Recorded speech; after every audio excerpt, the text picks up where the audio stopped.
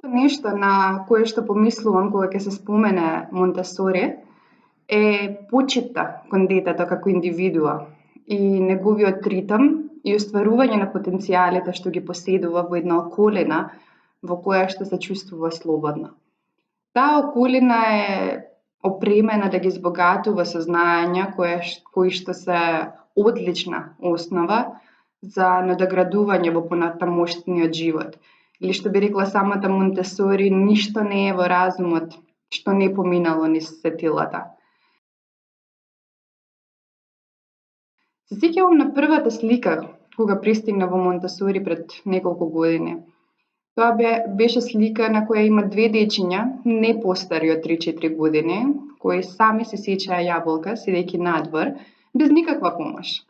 А потоа сами си ги зедоа чиневчињата, влегува внатре и си ги измија садовите. Си помислив, кога би имала деца, би ги воспитувала во овој дух. И тогаш настана тој некој спој на професионална и лична желба за поголемо осознавање на оваа педагогија. Години подоцна, сега, кога имам дете, тоа го посетува Монтесори центарот и ние како семејство го чувствуваме како продолжение на нашиот дом. Моето дете се чувствува среќно, исполнето, бидејќи му се препознаени потребите, препознаено е во која сензитивна фаза е, а воедно е потикнат да осознава нови работи без да чувствува притисок. Особено ми се допаѓа почитта и трпеливоста на воспитувачките кои имаат кон децата.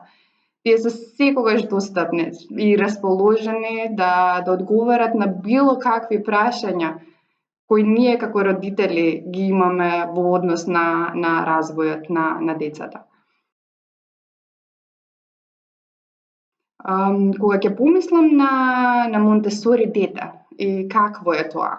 Тоа е едно дете кое е љубопитно, независно, со одговорност за себе, со чувство за емпатија кон другите околу него и со огромна љубов кон учењето и истражувањето.